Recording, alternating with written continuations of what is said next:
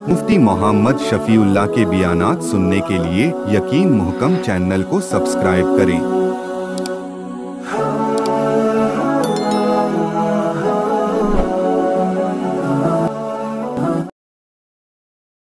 नहमदुहु व नुसल्ली अला रसूलिहिल करीम, अम्मा बाद फ़अऊज़ु बिल्लाहि मिनश शैतानिर रजीम, बिस्मिल्लाहिर रहमानिर रहीम।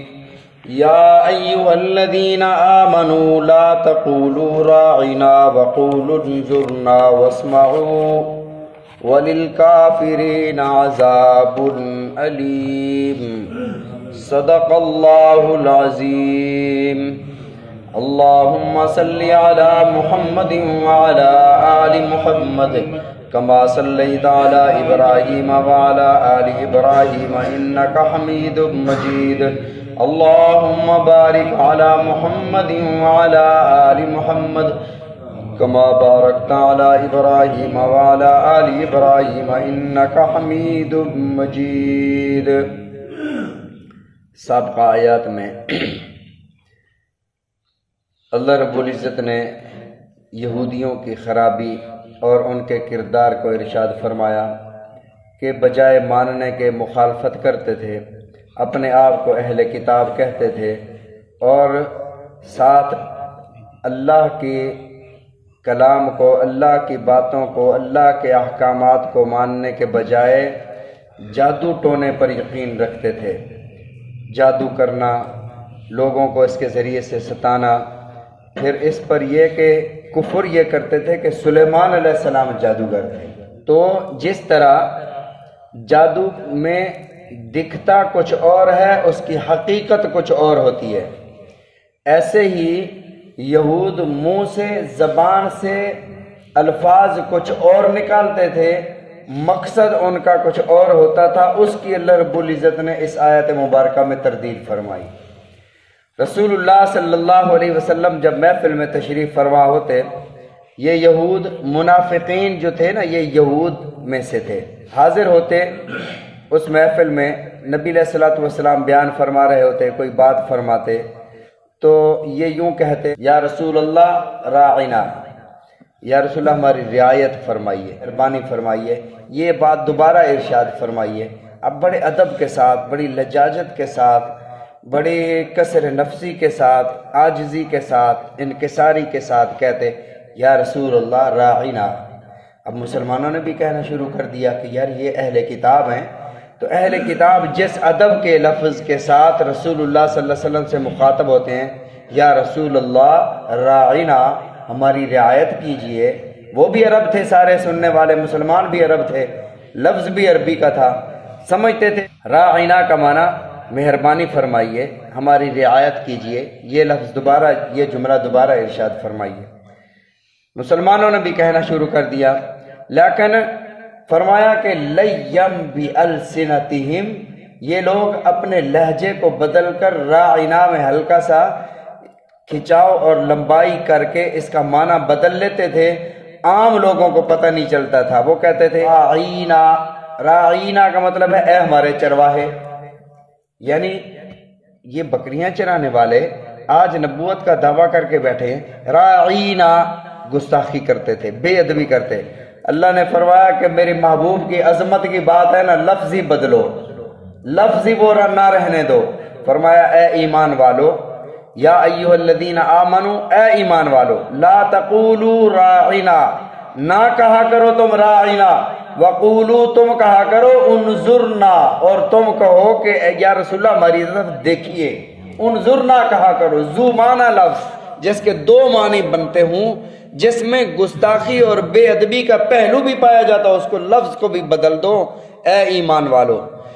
यहाँ ये पहला जुमला है, पहला खिताब है जो अल्लाह ने मोमिनीन से फरमाया, या अय्युहन्नास, ए लोगो, या बनी इसराइल, बनी इसराइलियो।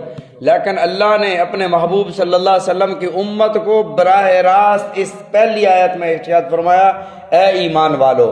साबिक़ा अंबिया अलैहिमुस्सलातु व तस्लीमात पर, रसूलों पर जितनी किताबें और सहाइफ नाज़िल हुए, किसी सहीफे और किसी भी आसमानी किताब में अल्लाह ने किसी उम्मत को बराह रास्त खिताब नहीं फरमाया। انبیاء کے ذریعے انہیں احکامات دیے، رسول اللہ صلی اللہ علیہ وسلم کی امت کی شان اور فضل اللہ نے بتانے کے لیے فرمایا یا ایھا الذین آمنو، اے ایمان والو، براہ راست خطاب فرمایا۔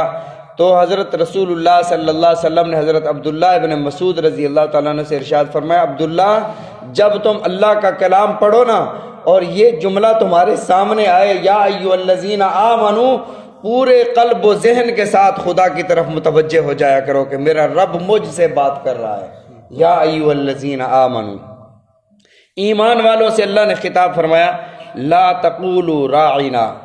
اچھا، ایمان والوں سے خطاب ہوا، اے ایمان والو، خدا نہ خواستہ وہ لمحہ انسان کا ایمان میں نہ ہو جب خدا کا خطاب آ رہا ہے، انسان خدا کے سامنے جب بارگاہ عزدی میں جائے گا، وہاں پر ساری مثلا 70 سال کی زندگی ہے، 90 سال کی زندگی ہے، ساری زندگی خدا کے سامنے ہوگی، تو انسان کی زندگی کا کوئی ایسا لمحہ جس میں انسان کا ایمان نہ ہو، بڑے خطرناک بات ہے۔ اللہ اس ساعت پر، اس لمحے پر اللہ فرماتے ہیں کہ اشارہ فرمائے کہ یہ لمحہ تمہارا کفر میں گزرا ہے، شرک میں گزرا ہے۔ وہ کیسے؟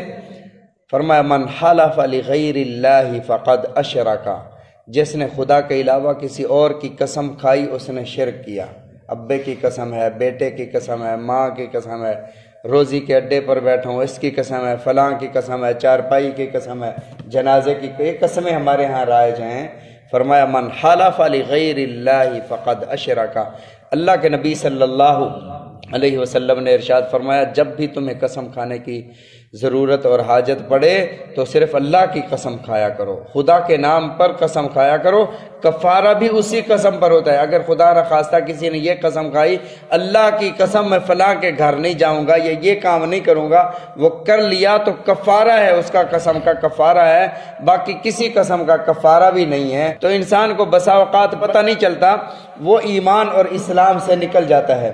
یہ بڑی محتاط ہونے کی ضرورت ہے کہ انسان جب دوست بیٹھے ہوتے ہیں تو کہتے ہیں کہ ایک کہتا ہے کہ شریعت کی بات ایسے ہے، دوسرا کہتا ہے یار ابھی شریعت کو ایک طرف رکھ، ابھی تو ہم اپنی بات کر رہے ہیں، تو یہ کہنے والا اسلام سے نکل جاتا ہے۔ نکاح ہے تو نکاح ٹوٹ جاتا ہے، تجدید نکاح ضروری ہے۔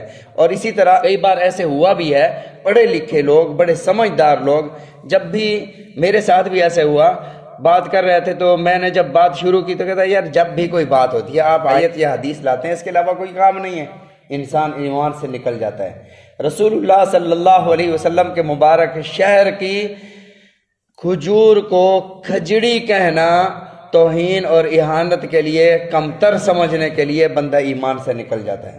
بسا اوقات ہم ایسے جملے بول جاتے ہیں، مثلا نعوذ باللہ ثم نعوذ باللہ، نقل کفر نہ باشد، اس کی تو خدا بھی کچھ نہیں بگاڑ سکتا، یہ کفریہ جملہ ہے۔ اور اسی طرح ایک خاتون نے اپنے شوہر سے کہا قاری صاحب کے پاس جاؤ اور قاری صاحب سے کوئی وظیفہ پوچھو، شاید خدا بھی بھول جائے اور ہمیں کوئی دولت یا کہ ہمیں مالدار کر دے، کوئی وظیفہ پڑھ لیں، خدا بھی بھول جائے۔ جب یہ الفاظ کہے تو نکاح بھی ٹوٹ گیا، انسان اپنے آپ کو ایمان والا سمجھ رہا ہوتا ہے۔ نبی علیہ الصلوۃ والسلام نے ارشاد فرمایا ایک زمانہ ایسا آئے گا یصبح مومنا ویمسی کافرا، صبح کو مومن ہوں گے، شام کو کافر ہوں گے، اپنی بیویوں سے زنا کریں گے۔ صحابہ نے عرض کیا یا رسول اللہ یہ کیسے، بدکاری کیسے کریں گے اپنی بیویوں سے؟ فرمایا انہیں پتہ ہی نہیں ہوگا، ان کا نکاح ٹوٹ جائے گا اور یہ بے نکاح کے ہوں گے، بے ایمان ہوں گے۔ تو اللہ نے فرمایا یا ایھا الذین آمنو، ایمان اتنی قیمتی چیز ہے، انہیں سنبھال کے رکھنا اور ایسے جملے منہ سے نہ نکالنا کہ تمہیں کفر تک پہنچا دے۔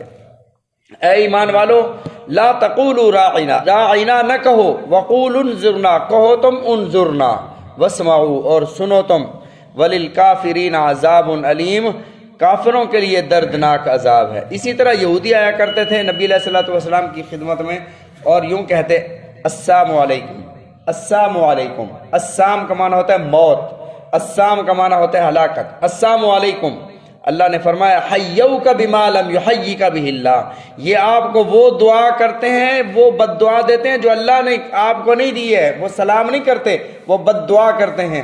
آپ ان کو جواب میں کہا کریں وعلیکم، جو تم مجھے کہہ رہے وہی تم پر ہو، وعلیکم، اس لیے اگر کوئی کافر کسی مسلمان کو سلام کرتا ہے تو کافر کے سلام کا جواب وعلیکم السلام نہیں ہے، وعلیکم سلام خدا کا نام ہے، صفاتی نام ہے، یا سلام سلام ہے، تو کافر کے لیے سلامتی نہیں۔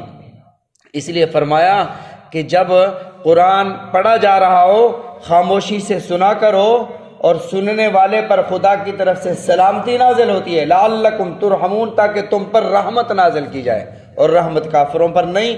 اس لیے جب تک وہ کفر میں ہے، السلام علیکم اگر وہ آپ کو کہتا ہے آپ کہیں وعلیکم۔ اگر آپ کو سلام کرنا پڑے، رسول اللہ صلی اللہ علیہ وسلم کافروں کو جو خطوط لکھا کرتے تھے، لکھوایا کرتے تھے، بھیجا کرتے تھے، اس وہاں شروع میں جو جملہ ہوتا من محمد صلی اللہ علیہ وسلم والسلام علی من اتبع الہدا، یہ سلام ہے کافروں کو کرنے کے لیے، والسلام علی من اتبع الہدا، وہ وعلیکم سلام کہہ دیں جو بھی کہہ دیں، والسلام علی من اتبع الہدا، تم پر سلام ہو اگر تم ہدایت کی پیروی کرو۔ اس کا مطلب یہ ہے تم پر سلام ہے اگر تم ہدایت کی پیروی کرو، اور ہدایت کیا ہے؟ اہدنا الصراط المستقیم صراط الذین انعمت علیہم، اور انعام یافتہ لوگ جس راستے پر چلے۔ انعام یافتہ کون ہیں؟ اولئک الذین انعم اللہ علیہم من النبیین والصدیقین والشہداء والصالحین، انبیاء، صدیقین، شہداء، صالحین، یہ ہدایت یافتہ ہیں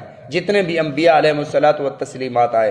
بہرحال اللہ نے قرآن مجید میں آداب سکھائے مومنین کو رسول اللہ صلی اللہ علیہ وسلم کے، اور سورہ حجرات میں ارشاد فرمایا لا ترفعوا اصواتکم فوق صوت النبی، اپنی آواز کو نبی کی آواز سے بلند نہ کرنا، اگر تم نے ایسا کیا ان تحبط اعمالکم وانتم لا تشعرون، تمہارے اعمال ضائع کر دیے جائیں گے، تمہیں پتہ ہی نہیں چلے گا۔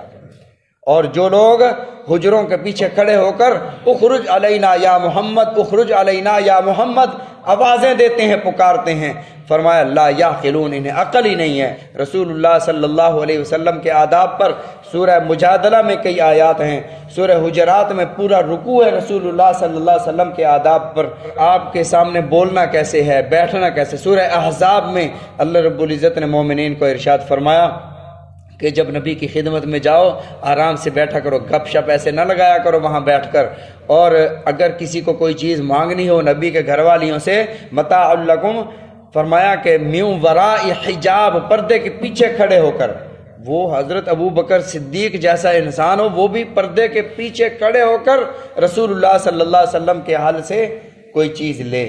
پردے کے احکامات پورے قرآن مجید میں حضرت اماں عائشہ صدیقہ رضی اللہ تعالیٰ عنہ سے پوچھا گیا اماں رسول اللہ صلی اللہ علیہ وسلم کے اخلاق اور آپ کی شان تو بتائیں، آپ نے فرمایا تم نے قرآن پڑھا ہوا نہیں ہے؟ پڑھا ہوا ہے۔ فرمایا کان خلقہ القرآن، میرے آقا علیہ الصلوۃ والسلام کی شان سارے کا سارا قرآن ہے، قرآن پڑھو، یہ میرے رسول اللہ صلی اللہ علیہ وسلم کی شان اللہ نے بیان فرمائی ہے۔ تو اس آیت مبارکہ میں بھی یہود کو اللہ رب العزت نے ناکام اور نامراد فرماتے ہوئے یہ فرمایا کہ یہود کے یہ لفظ چھوڑ دو ایمان والو، انظرنا کہا کرو، ذو معنی لفظ استعمال نہ کیا کرو جس کے دو مطلب بنتے ہوں۔ فرمایا کہ وللکافرین عذاب علیم، کافروں کے لیے دردناک عذاب ہے۔ اللہ تعالی ہم سب کو قرآن مجید سمجھنے کی، عمل کرنے کی توفیق عطا فرمائے، رسول اللہ صلی اللہ علیہ وسلم کے فرامین سمجھنے کی، عمل کرنے کی توفیق عطا فرمائے۔